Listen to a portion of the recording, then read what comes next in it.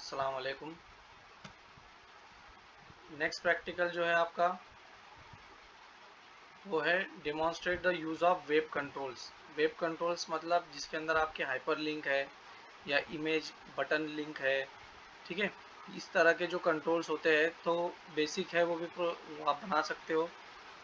जो radio button list, image, ये link button है, इसका इस्तेमाल करके, हाइपर लिंक का इस्तेमाल करके, लिटरल्स का इस्तेमाल करके सो आप एक एप्लीकेशन ये बना सकते हो। तो वो आपका हो जाता है वेब कंट्रोल्स वाला पार्ट। अब हम बढ़ते हैं थर्ड प्रैक्टिकल की तरफ। तीसरा जो प्रैक्टिकल है आपको वो है वैलिडेशन कंट्रोल्स का, ठीक है। वैलिडेशन कंट्रोल किसे कहते हैं? सपोज आपके पास कोई, जैसे अभी हम ये वेबसाइट, ये प्रैक्टिकल है, इसे देखते हैं। यहाँ पर एक रजिस्ट्रेशन फॉर्म बनाया है। सपोज़ अभी मैंने यहाँ पर इस तीनों फील्ड के अंदर कुछ भी एंटर नहीं किया और रजिस्टर बटन पे क्लिक कर दिया, सो it will show me the error like name is required, email is required, password is required. और जब हम इसको ओके करते हैं तो यहाँ पर इस तरह से एक रेड हाईलाइटेड एरिया के अंदर आपको मैसेज आ जाता है। मतलब ये आपसे वैलिडेशन मांग रहा है कि आपका ये जो चीज़ है या ये जो नेम है या ईमेल है या पासवर्ड है ये आपका एंटर होना चाहिए, रिक्वायर्ड फील्ड है। सो इस तरह का वैलिडेशन हम टेक्स्ट बॉक्स पे लगा सकते हैं। सपोज मैंने यहाँ पर वैल्यू इंसर्ट कर दी, सो ये वैलिडेशन ऑटोमेटिक यहाँ से हट जाएगा। अब ईमेल आईडी, अगर मैं यहाँ पर एक करेक्ट ईमेल आईडी डालता हूँ, इंसर्ट करता हूँ, तो वो ईमेल आईडी वहाँ से हट जाएगा। या अगर मैंने यहाँ पर गलत ईमेल आईडी इंसर्ट की, जैसे मैंने यहाँ पर लिख दिया .gmail.com, so it will show me the error like invalid email format. So email ID का एक फॉर्मेट होता है जिसके अंदर @ भी होता है और डॉट भी होता है। उसी तरह से पासवर्ड के अंदर भी आप वैलिडेशन लगा सकते हो। सो आप कैसे चेक करोगे कि ये ईमेल आईडी जो है वो उसका फॉर्मेट उसमें @ होना चाहिए या डॉट होना चाहिए। और ये पासवर्ड, जैसे अभी एक पासवर्ड मैं बनाना चाहता हूँ जिसके अंदर 8 कैरेक्टर्स हो गए, 8 कैरेक्टर, उसके अंदर पहला कैरेक्टर या उसके अंदर जितने भी कैरेक्टर उसमें एटलीस्ट एक कैरेक्टर तो भी कैपिटल होना चाहिए और एक नंबर होना चाहिए। इस तरह का अगर मुझे एक फॉर्मेट बनाना है तो मैं किस तरह से बनाऊंगा? तो इसे कहते हैं रेगुलर एक्सप्रेशन। यानी आप चेक करोगे कि रेगुलर एक्सप्रेशन के हिसाब से ये ईमेल आईडी उस फॉर्मेट में आता है या नहीं। So let's build application. हम एक एप्लीकेशन बनाते हैं, किस तरह से बनेगा। फाइल में जाते, सबसे पहले हम इसे स्टॉप कर लेते हैं इस प्रोजेक्ट को। इन फाइल में जाके हम एक न्यू वेबसाइट ले लेंगे, सेम फॉर्मेट, ओके। यहाँ पर आने के बाद आप लोगों को डिज़ाइन के अंदर 3 लेबल लेने हैं। 3 लेबल लेने हैं। लेबल का टेक्स्ट हम चेंज कर देते हैं, यहाँ पर इसे लिख देते हैं नेम, ठीक है। आपको अगर इसका कलर वगैरह चेंज करना है तो आप वो भी चेंज कर सकते हो। इसका फॉन्ट अगर चेंज करना है तो आप फॉन्ट भी चेंज कर सकते हो। फॉन्ट में आप जाएंगे तो यहाँ पर देखिए बहुत सारे फॉन्ट साइज़ है, फॉन्ट, उसके बाद नेम, ओवरलाइन, बोल्ड। सो मैंने इसको बोल्ड कर दिया, सो ये थोड़ा कैपिटल सा हो गया, ठीक है। अब इस नेम के बाजू एक टेक्स्ट बॉक्स ले लेंगे जो कि नेम का होगा। अब इस नेम के बाद, यानी नेम को एंटर करने के बाद अगर इस नेम में आप कुछ नहीं डालते हो, सो वहाँ पर हमको एक मैसेज आना चाहिए required field validator, okay. So ये ऐड करने के लिए आपको टूल बॉक्स में जाना है और टूल बॉक्स में जाने के बाद यहाँ पर देखिए वैलिडेशन नाम का एक कंट्रोल यहाँ पर दिखाई दे रहा है। सो इसके अंदर हम एक रिक्वायर्ड फील्ड वैलिडेटर लेंगे, इसको यहाँ पर पुट अप कर देंगे, ओके। सो ये रिक्वायर्ड फील्ड वैलिडेटर आ गया। अब इसके अंदर क्या कोडिंग करनी है वो हम ये सोर्स जहाँ पर लिखा है उस पर क्लिक करके यहाँ पर कर सकते हैं, ठीक है। या क्या क्या आपको मैसेज शो करना है। तो जिस तरह से हमने ये लिया, इस तरह से हम एक और वैलिडेटर लेंगे जिसके अंदर हम रेगुलर एक्सप्रेशन वैलिडेटर लगाएंगे, ठीक है। रेगुलर एक्सप्रेशन वैलिडेटर, अब ये क्या करेगा ये भी हम देखते हैं, ठीक है। सो हमने 2 वैलिडेशन यहाँ पर लगाया, एक है रिक्वायर्ड फील्ड वैलिडेटर। अगर टेक्स्ट बॉक्स खाली रहा तो ये वाला वैलिडेशन आपको शो करेगा।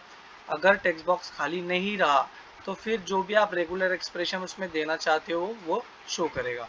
सपोज अभी नेम को मुझे कोई रेगुलर एक्सप्रेशन नहीं देना है, हमको रेगुलर एक्सप्रेशन जो है ईमेल आईडी को देना है। सो अब हम क्या करेंगे, यही दोनों टेक्स्ट बॉक्स, लेबल और टेक्स्ट बॉक्स और रिक्वायर्ड फील्ड वैलिडेटर, ये तीनों को सिलेक्ट करके कॉपी कर लेंगे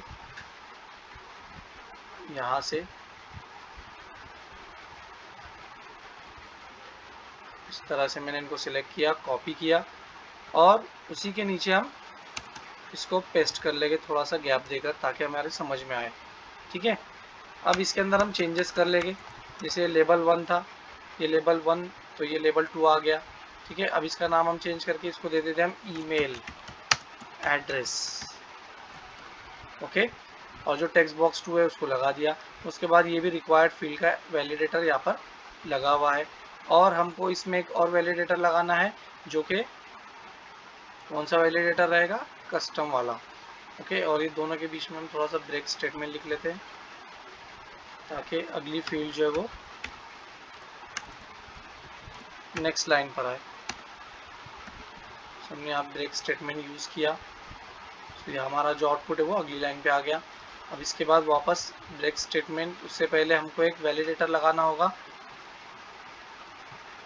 यहाँ पर। तो टूल बॉक्स में आएंगे, यहाँ पर हम कस्टम वैलिडेटर या रेगुलर एक्सप्रेशन वैलिडेटर हम यहाँ पर पुटअप करेंगे। इसको सेव करेंगे। सेव करने के बाद सोर्स में आएंगे, तो देखिए यहाँ पर रेगुलर एक्सप्रेशन आ गया। ठीक है, अब आपको एरर मैसेज यहाँ पर दे रहा है कि भाई ये रेगुलर एक्सप्रेशन वैलिडेटर है। आपको एरर मैसेज क्या शो करना है, तो हम यहाँ शो करेंगे ईमेल या रॉन्ग ईमेल फॉर्मेट।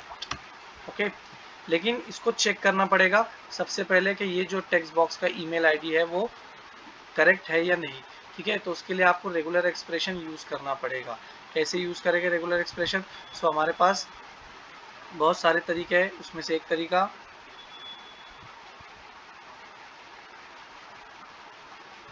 ठीक है। सो आपको यहाँ पर क्या करना है, गूगल ओपन करना है। जैसे हमने यहाँ गूगल ओपन किया है, और यहाँ पे सर्च करना है रेगुलर एक्सप्रेशन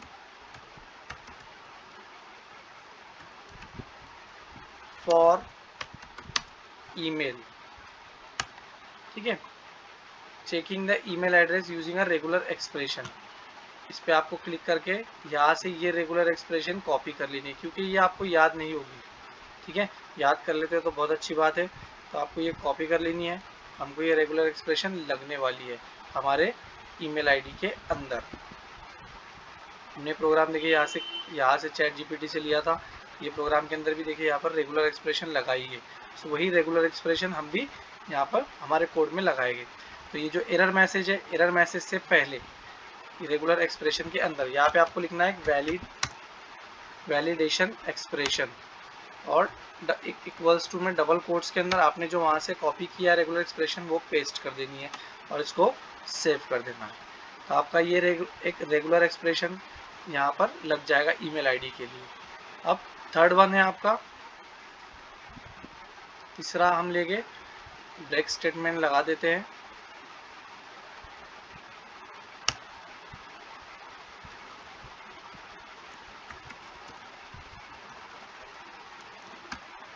नेक्स्ट यही चीज़ कॉपी कर लेते हैं same to as it is, copy करके पेस्ट किया। अब जो थर्ड वन है उसमें हम ले लेते हैं मोबाइल नंबर।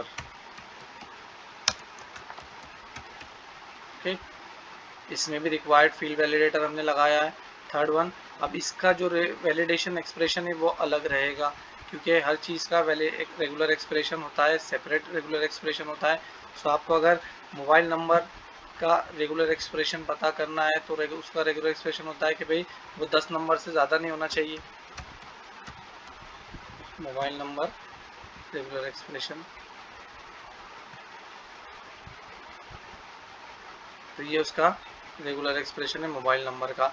इसके अंदर ये सारे फॉर्मेट आपके वैलिड हो जाएगी। ठीक है, तो आप इसमें से कोई भी फॉर्मेट आप इंसर्ट कीजिए तो वो वैलिड रहेगा। ठीक है, सो आपने ये रेगुलर एक्सप्रेशन कॉपी कर लेना है, कॉपी करके ये यहाँ पर थर्ड कॉलम में पेस्ट कर देना। इस तरह से। ओके, नेक्स्ट लास्ट में आपको लेना है सबमिट बटन। एक BR स्टेटमेंट हम यहाँ पर ट्रिगर करेंगे। उसके बाद डिज़ाइन फेज में एक सबमिट बटन ले लेंगे।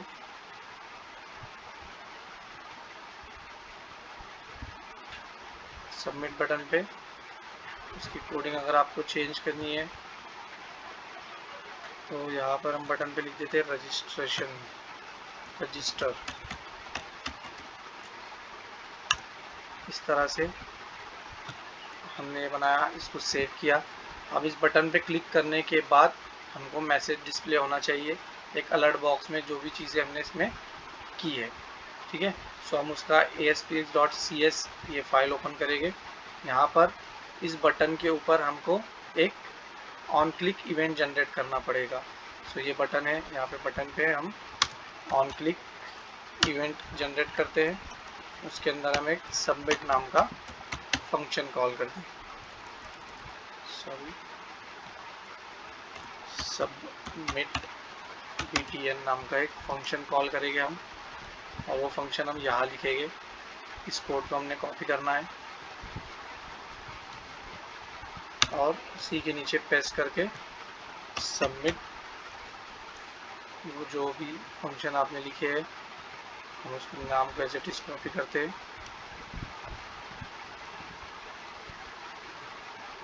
पेस्ट करके सेव किया। ठीक है, अब ये बटन पे क्लिक होने के बाद ये फंक्शन ट्रिगर होगा, कॉल होगा। उसके ऊपर आपको क्या शो करवाना है आप वो शो करवा सकते हो। जैसे हमने पिछले कोडिंग में, पिछला जो प्रैक्टिकल रन किए थे वहाँ पर हमने ईमेल आईडी वगैरह शो करवाया था अलर्ट टेक्स्ट बॉक्स के थ्रू। ठीक है, तो यहाँ पर एक रिस्पॉन्स करके अलर्ट मैसेज शो होगा। हम देखते हैं करते, 3 टेक्स्ट बॉक्स ले, 3 स्ट्रिंग वेरिएबल लेके उसको शो किया गया। सो हम यहाँ पर 3 टेक्स्ट बॉक्स ना लेते हुए डायरेक्टली एक मैसेज शो कर देंगे रजिस्ट्रेशन सक्सेसफुल इस बटन पर। उसके लिए हमको if page dot is valid नाम का एक फंक्शन होता है, रेडीमेड फंक्शन। ठीक है, वो यहाँ पर लिखना होगा is dot is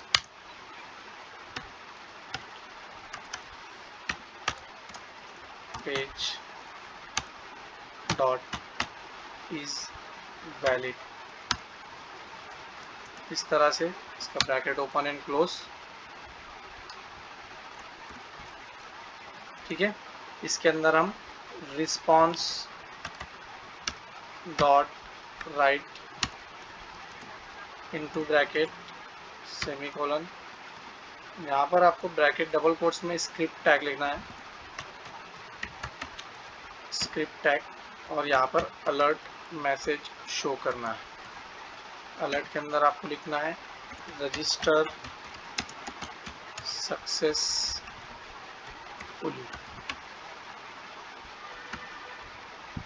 alert box complete, script tag close. इस तरह से हमको कोडिंग करना है। ठीक है, चलिए प्रोग्राम हमारा पूरा रेडी हो गया, इसको रन करते हैं।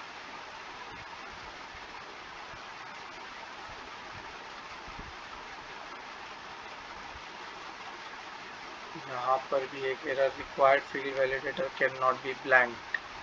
ओके, सो हमने उसकी वैल्यू नहीं सेट की है।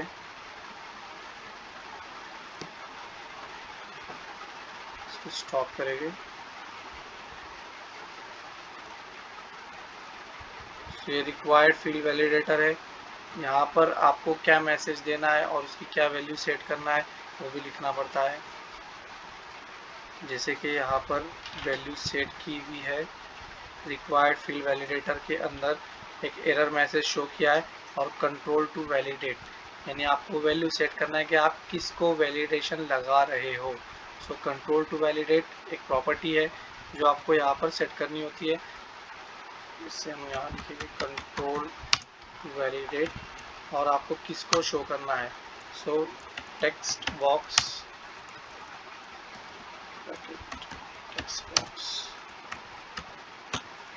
वन, हमको इसको वैलिडेट करना है जैसे कि यहाँ पे लिखा हुआ है। उसी तरह से आपने इसको कॉपी कर लेना है यहाँ पर भी पेस्ट कर देना है, इसको टेक्स्ट बॉक्स 2 कर देना। Next one is mobile. Mobile के लिए हमने जो वैलिडेटर लगाया है वहाँ पर भी आपको ये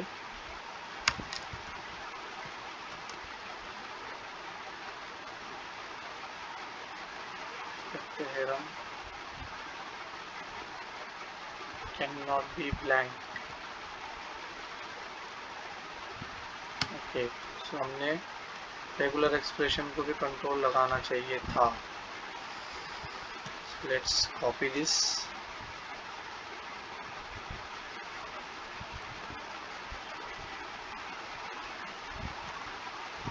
स्पेस पेस्ट, देन इसको कॉपी करके पेस्ट, सेव।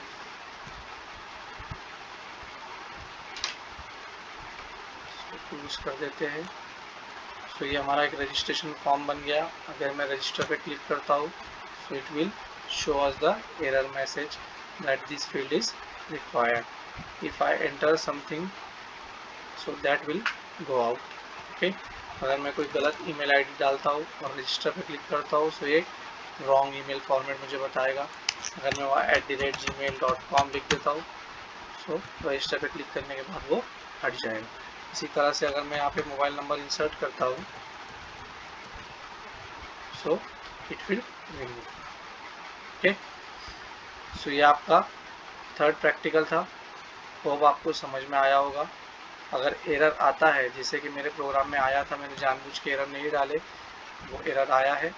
सो एरर अगर आता है तो किस तरह से निकालना है, सो आपको वहाँ पर वो एरर का लाइन नंबर और क्या एरर है वो भी मेंशन कर देगा। आप वहाँ से भी एरर समझकर उसको सॉल्व कर सकते हैं। So stop here.